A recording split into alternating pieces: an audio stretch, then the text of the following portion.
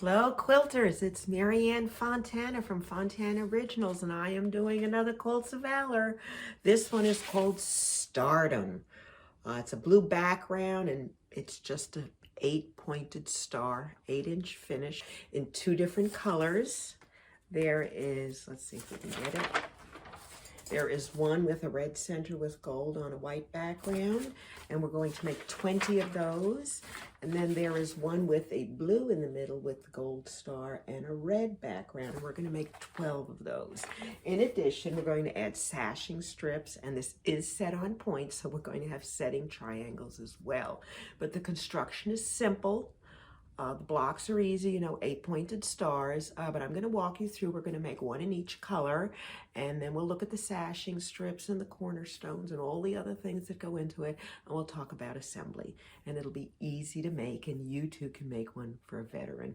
Keep in mind, you don't need any special qualifications other than being able to sew a 1/4-inch seam allowance and being willing to volunteer your time to make blocks or quilts for Quilts of Valor. Let's get sewing. I am using the red, the blue, and the gold. And if you notice, I don't use solid colors. I really like these ones with the mottled effect. I just think it gives it more personality. And then, of course, with the white, I am going to do a white. Now, I don't know if you can see it, but it has little stars on it. I actually buy this white stuff with the stars by the bolt because I try to use it in all of the Quilts of Valor quilts. So let's look at the quilt, shall we? This is the way it's going to look. This is the pattern. And basically it's just the 2 stars, and then we do have sashing and cornerstones and setting triangles. Each of the blocks consists of a center square. This is shape 1 from the 8-inch cube, or if you're manually cutting it, you will cut a 4.5-inch square for this piece. We also will be using shape 2 from the 8-inch cube, which will give you a 2-inch finished square. And if you're manually cutting them, you're cutting your squares at 2.5 inches. We will be using 1/4 square triangles for the flying geese that make up the star points. And we will be cutting them in several different colors. This is a 4-inch finished 1/4 square triangle block. So if you're manually cutting it, you will be cutting it at 5.25 inches and cutting it 2 ways so that you get the correct size 1/4 square triangles.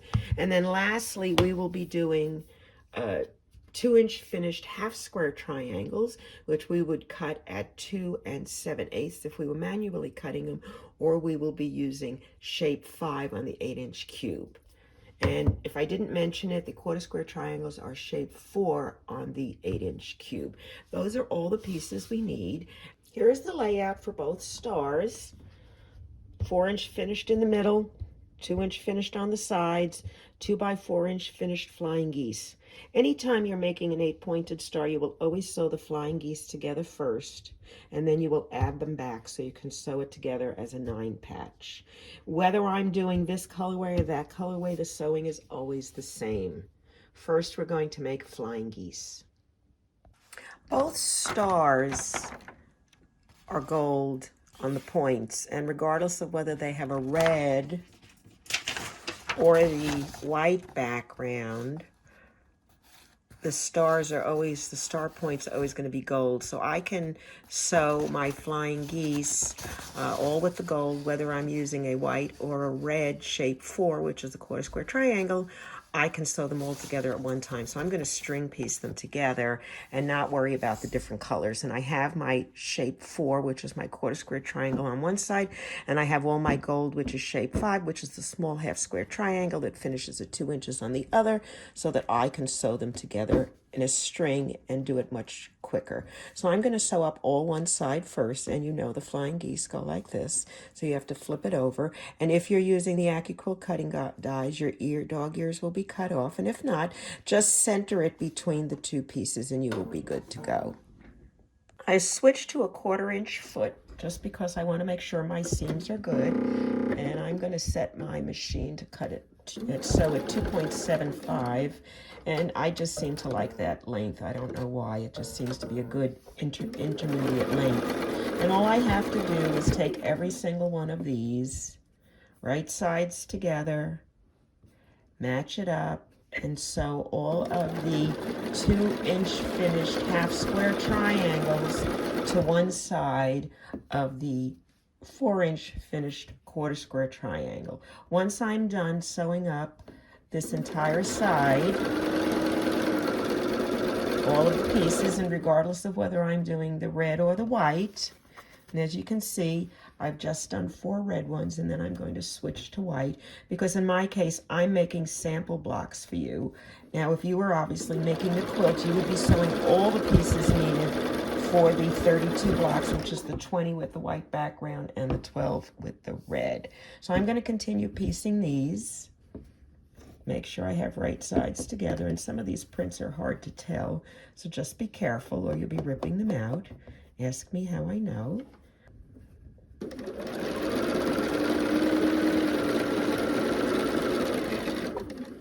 So I've done the entire one side for the flying geese, and let's just look, and there you go. And press these all out because you're really concerned about getting a really nice point. So if you press the seams to the outside, you should be able to get a really clear and consistent point there. Anyway, I'm going to cut them apart, and we will go and sew the other side up. I've cut all the flying geese apart from the string piece, and I'm just going to finger press the one side open and turn it around, and then place the second one on the second side. I like to lift my presser foot. I just find that if I do that and put the fabric underneath it instead of starting off, it's less likely to eat everything for me, because I've had a hard time with things like that. Okay, so I'm just going to string them together just like you see. Now I am making sure that this is pressed down, and I have used my finger for it. And I'm matching up the points. And this is just simple straight sewing, making flying geese. So I will go ahead and continue these, very simple. Now, if you noticed, I didn't lift my presser foot there, and the reason being is I've actually left a little bit of the fabric, here if you can look, underneath it. So the presser foot is actually still raised, and when I go and slide the pieces that I want to sew underneath, they just slip right under, and I don't have to lift up my foot. And it's like one continuous piece of fabric. So let me finish these, and then we'll talk about constructing the star. All right, the flying geese have been sewn together, and I put them back in the block. Now, if you're making 20 of these and 12 of these, you would stack all 20 shapes. I'm actually making 3 of the one with the white background and just one with the red, because then I can make a corner to show you how it fits together. But I have them all stacked. Now, most times people will sew the first row together and continue chain piecing all of them, then the second row, then the third. I tend to manage to mess things up fairly easily, so I try to sew the entire block together. So what I'm going to do is I'm going to sew the first flying geese to the first row. So this is row 1, row 2, row 3. And then I'm going to take this piece and sew it together here, and then this piece and sew it together. I'm going to sew them in a continuous line. And then when I'm done with them, I'm going to open them up like this, and then add this piece. And then when I'm done, they'll all be strung together so I can actually hold the 9 pieces and then go back and sew it in the other direction. Let me show you how I do that. It's actually really simple. It makes the sewing faster, and you're less likely to twist the pieces, which is my key. Let's sew. I like to keep a sample of the block, a picture of the block and what it's going to look like to the left of the sewing machine, so that when I sew my pieces together, I can keep track of where I'm at. The first thing I'm going to do is take the first block from the first row and the first block, which is the flying geese, from the second row, and sew them together. Very simple, right sides up. This is the way, make sure it goes the correct way. You want the large, wide gold part down, because that's going to be where the body of the star is, the red. And I'm just going to turn it over, match my seams. I put it under my presser foot, especially when there's a seam. You're much less likely to have it eat it if you've got the presser foot on top. So So there's my one row. Now I'm going to go pick up this piece and this piece and sew them. So here's one. That's this row one, the second piece, and row two is the center star piece. So we need to make sure that the wide parts are facing in which they are, and then flip it over, match the pieces up, and sew them.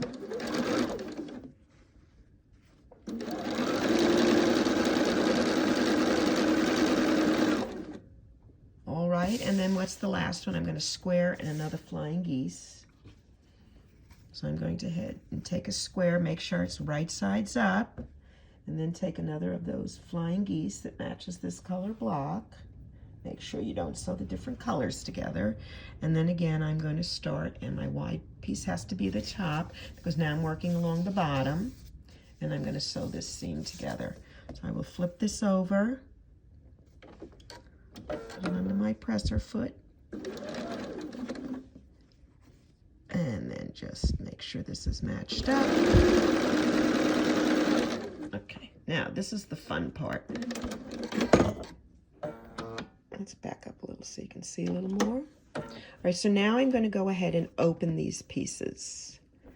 So for now, I'm not going to worry about which way the seam goes because it really doesn't concern my sewing. So I'm on this piece now, and I'm going to sew this block to it. So I get another white block.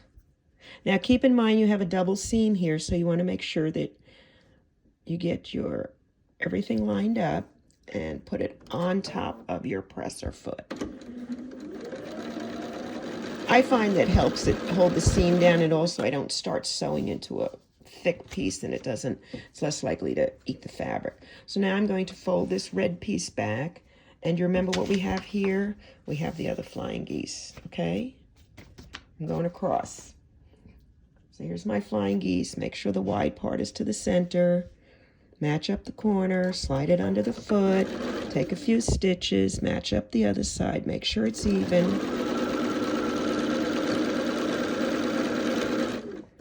And stop. Now I'm going to open the last one. And what do we have left? We have a square. So I'm going to put the white square on.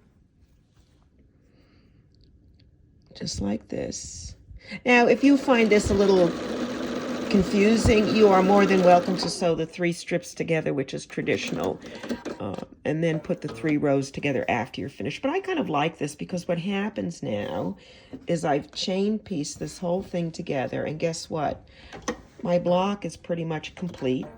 I can pick it up, leave it, throw it on a stack. I do 1 block at a time, and the pieces don't get turned around, they don't get messed up, and they all stay together. And what's really nice is when I'm ready to sew it together, all I have to do is flip this over and sew it, turn it around, and do the other side. Just one point before I do that, I'm going to consciously make sure that the centerpiece, that the seams are going in towards the red square. And I'm doing that for several reasons. Number one, I want to keep these points really sharp, and if I press them out this way, I could get a little ghosting and it may not be as neat. And also, these are the solid pieces, so these will press out, these press in, those press out, and when I put them together, as I always like to say, I can get my seams to kiss. And what that means is this seam is going up, this seam is going down, and I can actually, if I get my finger in here, don't forget because they're connected, I can actually, watch this, slide that into place right there, so I get a perfect alignment, and then I back to the front. I'm matching up this seam. I'm not matching it to the corner, I'm matching it to the seam, because that's what people look at. People look at your seams. Let's see if I can get this moving. All right, oh, I think it's eating something. Let's just pick it back up and start again. All right, here we go. Now I'm going to sew right to the seam and put my needle down. And I'm going to go to the other side and pull this until those seams kiss. And trust me, they will. And then you want to just give this a little tiny tug to make sure it's lined up here. And sew to the seam. And then just make sure you're lined up and then continue. So let's look at the one side before we flip it to the other. There. What do you think? Huh? That looks pretty good. Yeah. And you would never have gotten that if you didn't make those seams opposite. I know a lot of people talk about wanting to open your seams and press them open. I just don't have enough patience. I don't think I would live that long. It takes me too long to press them open. And then you have nothing to line up the corners and the ends with. They just slide across each other because they're both flat. This way it actually gives you, it's like a bumper. And see, look how nice that is. Okay, so that's the one side. So all I have to do is flip this up, and now I'm ready to do the second side. Very easy. And if you follow these simple directions, you're going to get really great points. People are going to be really impressed with your sewing. And it's easy. That's the key. Ease. Speed and ease. I always have a need for speed, but I always want things to look good. So I'm always looking for ways to sew faster and still get great results.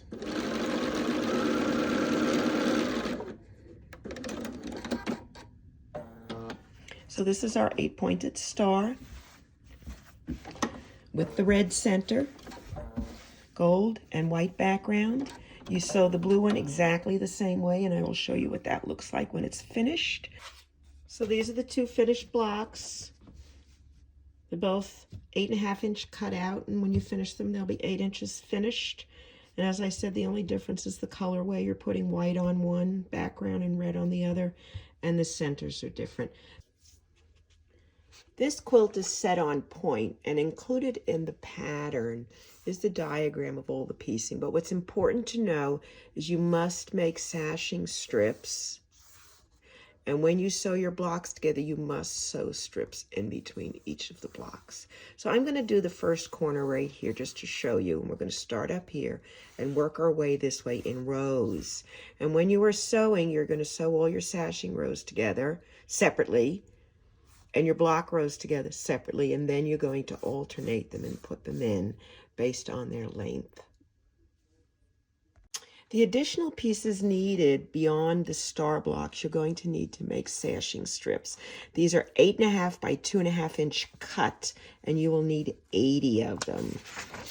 You will also need 2.5-inch cut squares. You will need 49. These will be your cornerstones. Now, a lot of the ends show triangles, but it's easier to make the squares and just cut them off.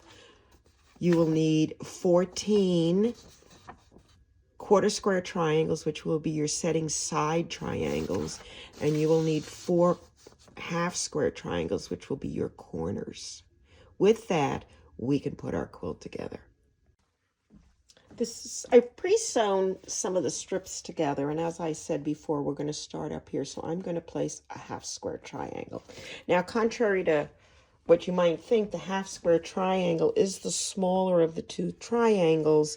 But the reason it's a half square is that there is no bias on the two ends, and the bias is along the side, and you're cutting a square in half so that you maintain the integrity of the corner. So we're going to put this way up here in the corner, and that is going to be our corner piece. Then I'm going to use my sashing one, which includes 1 blue strip and 2 gold squares.